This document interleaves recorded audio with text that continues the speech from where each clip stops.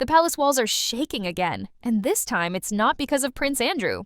Word has it that a royal accountant just leaked shocking details about Sarah Fergie Ferguson's hidden $3.7 million debt, sending the Duchess of York into a rage behind closed doors. For a woman once branded the People's Duchess, this new revelation cuts deep. It's a reminder that even royal charm can't erase financial chaos. But the real question is, after decades of scandal and survival, has Fergie finally reached the point of no return? From fairy tale bride to public controversy, public figures known to all by just one name, Fergie. And their marriage in 1986 perhaps marked the high point in her popularity. But all was not. In 1986, when Sarah Ferguson walked down the aisle to marry Prince Andrew, it looked like a royal fairy tale come to life. The crowds adored her. She was bubbly, funny, and so unlike the polished perfection that usually surrounded Buckingham Palace. People called her the People's Duchess because she didn't act distant or untouchable. She laughed loudly, hugged strangers, and brought a sense of warmth that made her feel real.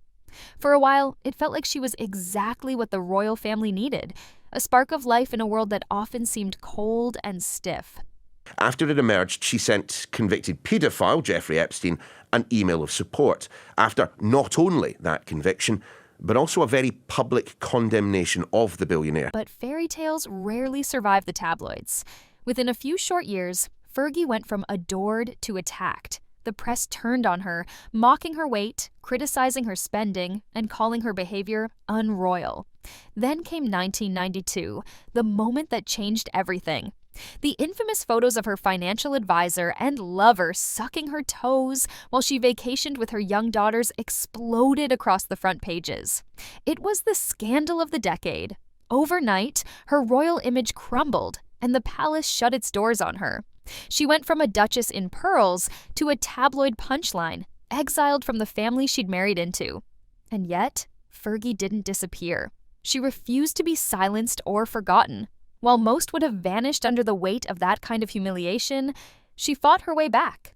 She turned her name into a brand, wrote books, did television, became a motivational speaker, and somehow managed to reinvent herself time and again. Every time people thought she was finished, she found another way to stand up. What makes Fergie's journey so fascinating is how she turned her pain into persistence. She learned to play the media that once destroyed her, reshaping her image through charm and openness. She became a symbol of flawed survival, the royal who fell from grace yet never lost her smile. Whether out of defiance or determination, Fergie proved she could survive without the palace's approval. Her story isn't just about scandal, it's about strength, reinvention, and the refusal to be forgotten in a world that thrives on watching women fall. Living large, spending larger. Palace officials, but there were a whole series of problems. I mean, she began to take advantage of her position. She became less popular, not just with the press, but with the palace staff. Fergie's money troubles also reveal how deeply she tied her self-worth to her image. For decades, she's been trapped in a strange loop, trying to prove she still belongs to that glamorous royal world even after being cast out of it. She once admitted that after the divorce, she struggled with loneliness and a sense of invisibility. Spending became her way of fighting that. Each designer handbag, luxury trip, or red carpet appearance was a reminder to herself and everyone else that she was still the Duchess of York, still someone who mattered. But over time, that illusion came with a crushing cost. The lifestyle that once boosted her confidence became the same thing that buried her in debt. She was caught with her lover, her financial advisor, John Bryan, on holiday in the south of France.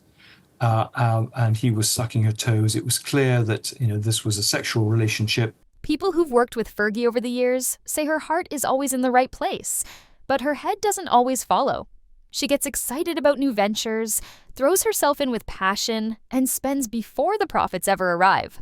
That's part of her charm and also her curse. She's an optimist by nature, convinced that the next book, the next brand deal, or the next partnership will be the one that finally secures her future. But in that constant chase for reinvention, she often overlooks the details. The contracts, the taxes, the limits. It's not greed that drives her, they say, but a need to prove she's still relevant, still powerful, still worthy of the life she once had. The problem is that the world she's trying to hold on to doesn't exist anymore. The royal family has moved on, the media has grown harsher, and the public sympathy that once saved her has worn thin. The recent leak has stripped away whatever privacy she had left, exposing not just her debts, but the fragility behind her public persona. The reports of unpaid bills and secret financial juggling have reminded people that behind the bright smile is a woman still running from the same problems that haunted her decades ago. For Buckingham Palace, it's not just a PR nightmare. It's a reminder that the York problem never really went away. And for Fergie, it's a wake-up call she may not want to hear. Her resilience has carried her through countless storms, but this time the damage feels deeper. The charm that once made her irresistible is now being questioned as manipulation. The confidence that once drew fans is being seen as denial. If she doesn't face her own mistakes now, she risks repeating them until there's nothing left to rebuild. The world still loves a comeback story. But even Fergie may be running out of second chances. The Epstein connection and public backlash. Story wouldn't be that different, but clearly she had huge opportunities with Andrew in terms of who she met, the lifestyle she could lead, the sort of money she could earn. And the Epstein connection wasn't just a misstep. It reignited every question people had ever asked about Fergie's judgment and the company she keeps. What made it even more controversial was how eerily it mirrored her ex-husband Prince Andrew's own downfall. Both had cultivated relationships with the disgraced financier. Both had benefited from his wealth and influence, and both seemed blind to the moral disaster it would cause. For Fergie, it was especially tragic. She had spent years working to rebuild her reputation as a women's advocate and charity ambassador, someone who supported victims and empowerment campaigns. So when it emerged that she had accepted money from a man who preyed on vulnerable girls, the hypocrisy was impossible for the public to ignore. Of her email to Jeffrey Epstein. Epstein had given her large sums of money, and so she sort of did what she had to do in public, which was basically to distance herself. Epstein's gift might have seemed small in the grand scheme of royal wealth, but symbolically, it was catastrophic. It wasn't just about the money, it was about what it said. That Fergie was still willing to cut corners, still willing to take help from questionable people to maintain her lifestyle. Even after she issued statements of regret, even after her team emphasized that she had no knowledge of Epstein's crimes at the time, the damage couldn't be undone. The tabloids had their headline, the public had their outrage, and charities had no choice but to quietly cut ties. What's haunting about this episode is that it showed how deeply Fergie's past still controlled her future. No matter how many books she wrote or causes she supported, she could never completely erase the perception that money and influence mattered more than integrity. The Epstein link became another scar on her record, one that made even her defenders fall silent. It reminded everyone, including the palace, that Fergie's greatest weakness has always been her inability to separate friendship from opportunity. And once again, her loyalty to the wrong person left her paying a price no amount of PR could fix: Andrew, debt, and the dangerous loyalty. For a couple who divorced nearly 3 decades ago, Fergie and Prince Andrew have never really separated. Their relationship is one of the strangest love stories in royal history. Part friendship, part partnership, part mystery. Even after their 1998 divorce, they continued living together for years at the Royal Lodge in Windsor, sharing not just a home, but a life. They've raised their daughters together, attended royal events side by side, and defended each other through one scandal after another. To outsiders, it often looked less like a breakup and more like an arrangement built on habit, loyalty, and survival. That closeness, though, has always raised eyebrows. People wonder why they stayed so tied to each other when their romantic relationship ended long ago. Some royal insiders believe the answer lies in mutual dependence. Andrew gives Fergie continued access to royal circles, status, and connections, the very things that fuel her brand. In return, she gives him emotional support and fierce public loyalty, even when his reputation collapsed after the Epstein scandal. It's almost as if they've become each other's last line of defense. But with that bond comes shared baggage, shared scrutiny, shared headlines, and now, perhaps, shared debt. The recent leak about Fergie's $3.7 million debt has only deepened speculation that their financial worlds are more connected than they admit. Both have faced public humiliation over money and questionable friendships, and both seem unable to step away from the lifestyle that once defined them. Insiders say her devotion to Andrew is both her strength and her downfall. She protects him at all costs, even if it drags her back into controversy. And maybe that's the tragedy of Sarah Ferguson. She can't move on because part of her still believes loyalty will someday save her, even when it's the very thing that keeps her stuck. The leak. What the accountant allegedly exposed. When the story of Fergie's $3.7 million debt broke, it wasn't just another tabloid rumor. It came from inside her own circle. Reports claim that a royal accountant, someone who had access to her personal financial records, uncovered shocking gaps in her accounts. There were unpaid invoices stretching back years, luxury expenses listed under business costs, and transfers that raised eyebrows even among those used to royal spending. According to sources, the accountant was stunned by how quickly her spending had spiraled again. Private jets, designer wardrobes, and business trips that looked more like holidays. It painted a picture of a woman desperately trying to keep up royal appearances while her finances quietly fell apart behind the scenes. What made it worse was how the information got out. The details weren't supposed to leave the office, yet they somehow reached the press. Whispers spread that someone within her financial team had spoken to a journalist, perhaps out of frustration or conscience. When Fergie found out, she was reportedly livid. Friends say she felt betrayed and humiliated, that the leak came from someone she trusted completely. Those close to her described shouting matches, panicked phone calls, and a furious attempt to find out who had stabbed her in the back.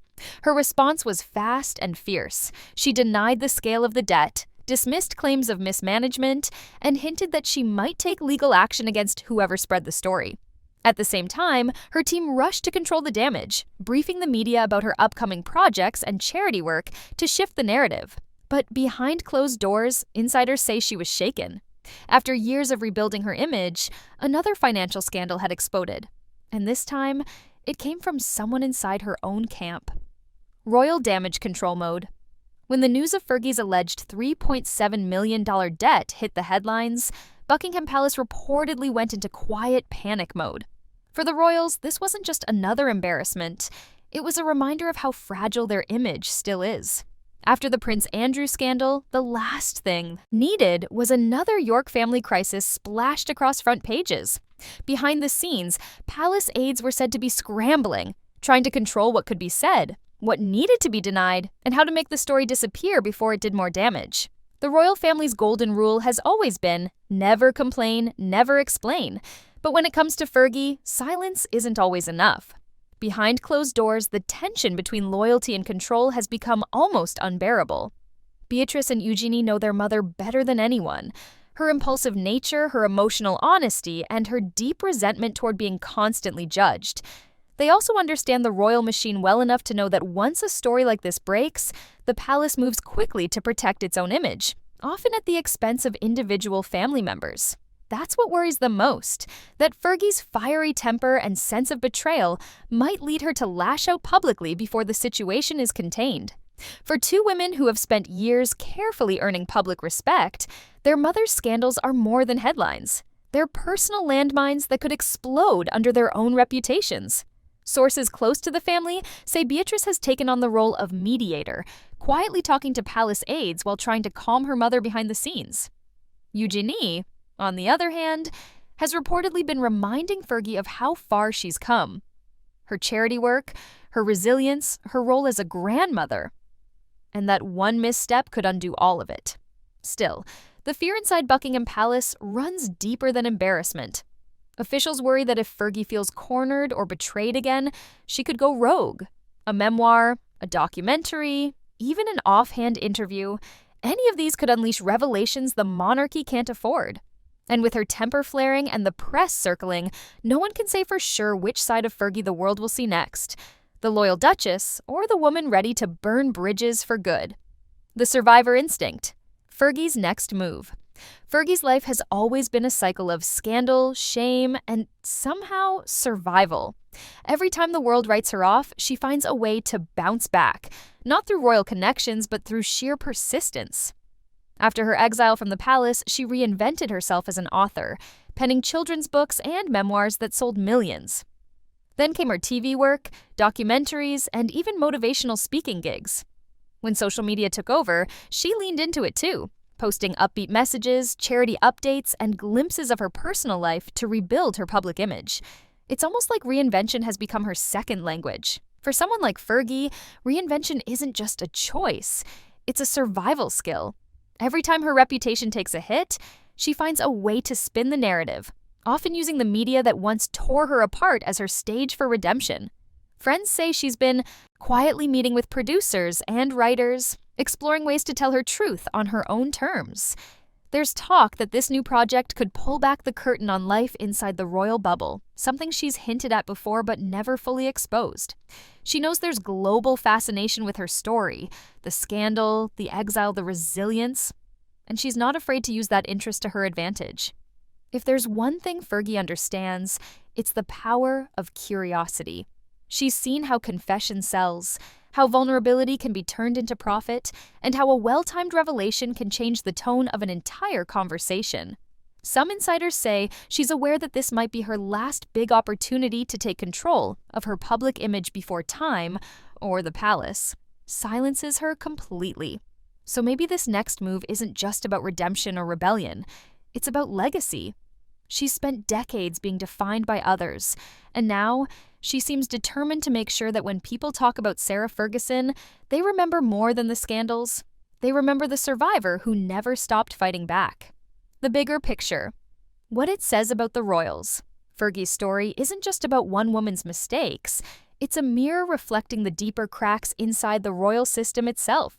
For years, the monarchy has lived off a carefully crafted image of grace, stability, and moral superiority. But behind that shine, the same human flaws exist: pride, insecurity, and the endless need to keep up appearances. Fergie's downfall shows how easily the fantasy can crumble when money runs out or when reputation becomes currency. She was supposed to be living a life of privilege, yet she spent decades chasing cash deals and brand partnerships to stay afloat. It's a reminder that royal titles don't always guarantee financial peace. Sometimes they create a hunger for more. The truth is, the royal family has always been built on contradiction. They live in unimaginable luxury, yet must constantly prove they understand ordinary people. They're supposed to embody tradition and restraint, but they exist in a world where image is everything. Fergie's downfall highlights that hypocrisy perfectly. When she was fun and spontaneous, she was called refreshing. When she stayed true to that same personality after joining the firm, she was branded undignified.